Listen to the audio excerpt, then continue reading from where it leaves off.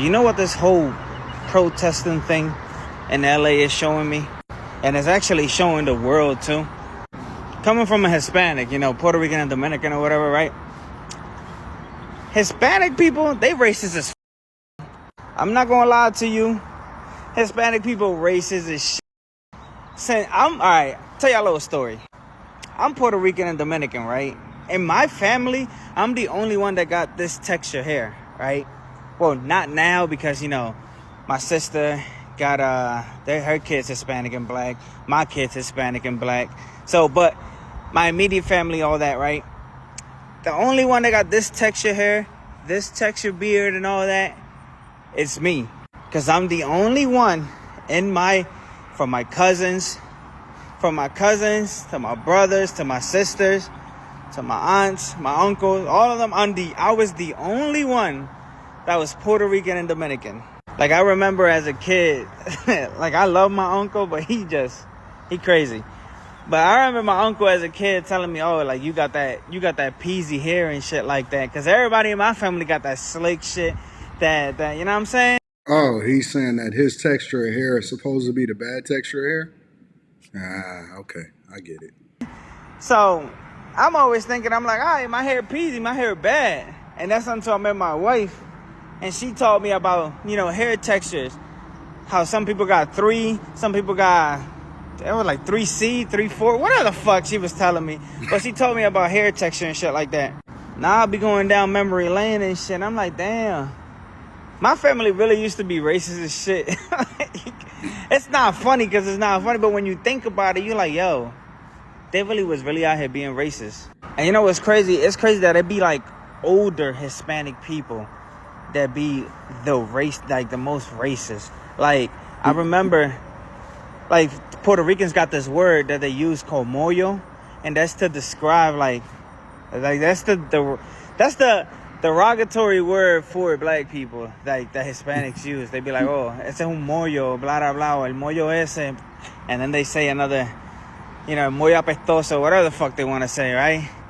And I'm like, damn, bro, like, I ain't really use the word because I thought the word was stupid. Cap. Cap. No, dog.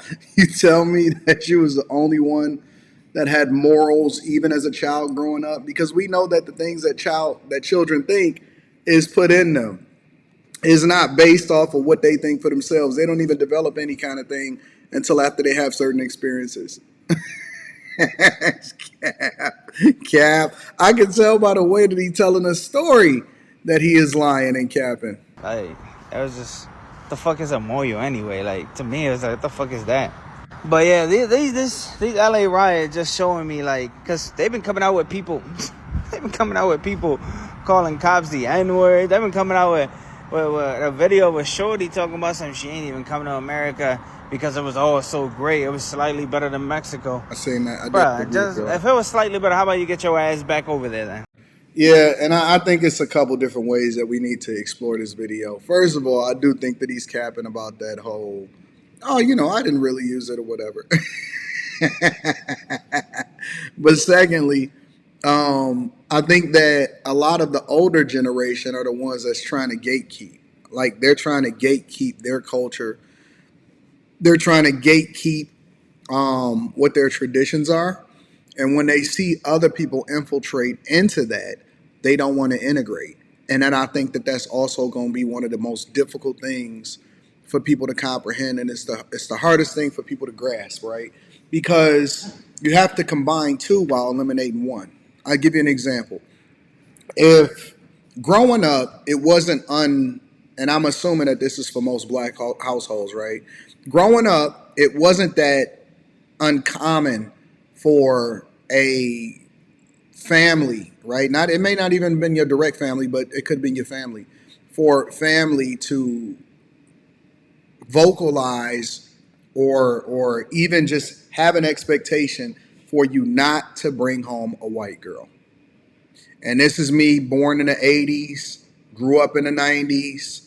This is not uncommon. It was not uncommon for you not to have to, I mean, I understand you might deal with them or whatever, so on and so forth, but you don't bring home no white girl.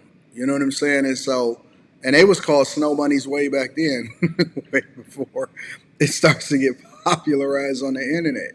But on the low, that is low key discriminatory, racist, prejudice, whatever it is that you want to label it.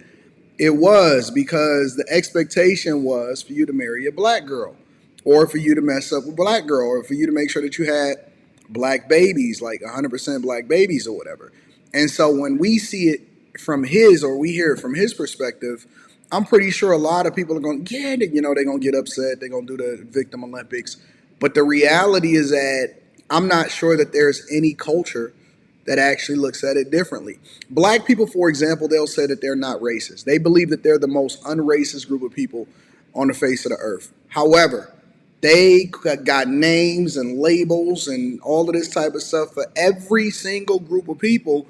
We can get away with it a little bit more because we often at time run in an oppression Olympics, right? So because we feel like, or we're always under this, no matter how far away from slavery we are, no matter what country you in, we all believe that we were, at one point in another lifetime that we were slaves.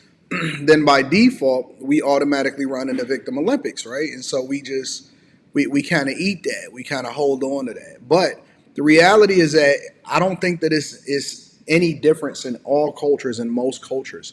The problem is that we're trying to overcorrect. So when you then get to a space where you try to overcorrect, what happens is you'll see what we see is and it always starts with white people first.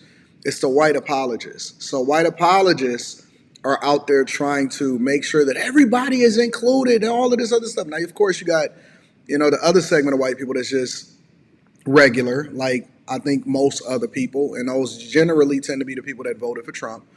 And they don't believe in you know, looking at people based off of based off of culture. They look at it based off of character, right? They don't go by race a lot of times, and obviously nobody is a monolith, and no group of people is a monolith. But they don't go by race; they go by character. So, if we all believe in America, if we all believe in being against illegal migrants coming into this country undocumented and being able to take our jobs, we unite around that. You can see it in sports a lot of times. People unite around a team, and they don't really care about your socioeconomic status. They don't care about your race. They don't care about your culture.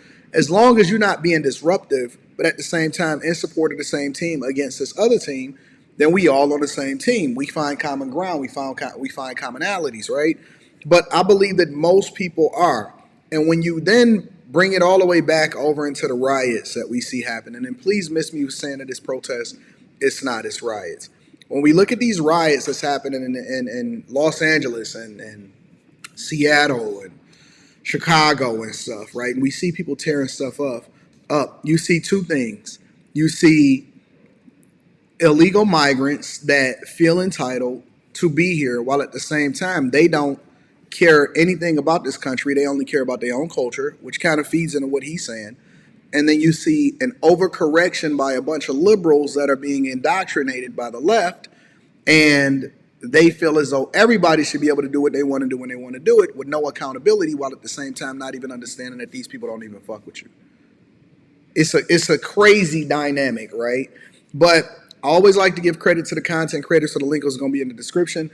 Teach Hanley, 40% off your first order plus 20% off for life. And let me know what y'all think inside of the comments. Am I off about how most people grew up and how they see things? Or is it more or less more liberal nowadays? You know what I'm saying? And I think that it is a little bit more liberal nowadays, but that's also because social media, opportunities, people have traveled more. It's not taboo to just stay in one place at one time. Let me know what y'all think inside of the chat.